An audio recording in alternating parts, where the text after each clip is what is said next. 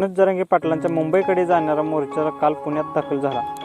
रात्री वाघोलीमध्ये मुक्काम झाल्यानंतर सकाळी 8 वाजल्यापासून या मोर्चाच्या पुढील टप्प्याला सुरुवात झाली. खराड येथून मनोज जरांगे पाटलांच्या पदयात्रेला सुरुवात झाली आणि पुढे पुण्यामध्ये लाखोंच्या संख्येने मराठा बांधवांची गर्दी जमली.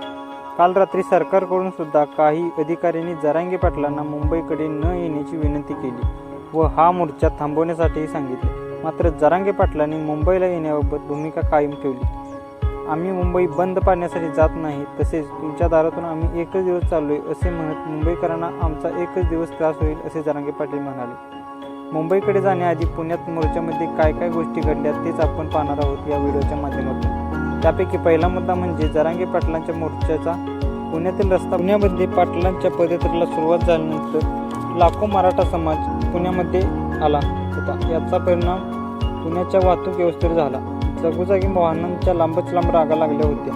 या परिस्थितीमध्ये पोलिसांनी गर्दीतून वाट काढत जरांगे पाटलांपर्यंत पोहोचले व जरांगे पाटलांची भेट घेतली आणि रस्त्यावरती मोठी मोठी हॉस्पिटल आहेत, इमर्जन्सी सेवा आहेत, त्या रस्त्यावरून न जाता दुसऱ्या रस्त्यावरून जा, मोर्चाचा मार्ग बदला अशी विनंती केली.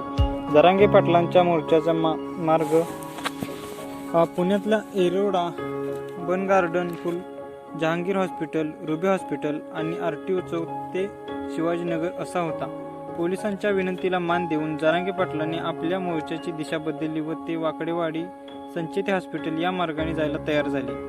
तसेच पुण्यातल्या रिपब्लिकन पक्ष, स्वराज संघटना यांनी सुद्धा मनोज जरांगे पाटलांचं मोठ्या प्रमाणात स्वागत केलं. जरांगे पाटलांनी पुण्यामध्ये छत्रपती संभाजी महाराजांच्या पुतळ्याला अभिवादन केले. दुसरा मुद्दा हा म्हणजे हायकोर्टाने जरांगेंना नोटीस बजावली आहे.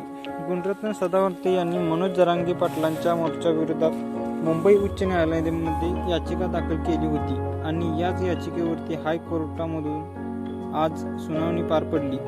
सदावर्तेंनी मनोज जरांगे आणि त्यांच्या समर्थकांना आंदोलन करण्यास परवानगी देऊ नका अशी मागणी केली होती. जरांगे पाटील आणि त्यांच्या समर्थकांकडून मुंबईमध्ये हजारो बैलगाड्या, ट्रॅक्टर्स जर धडकले तर काय करायचे असा प्रश्न त्यांनी कोर्टाला केला होता.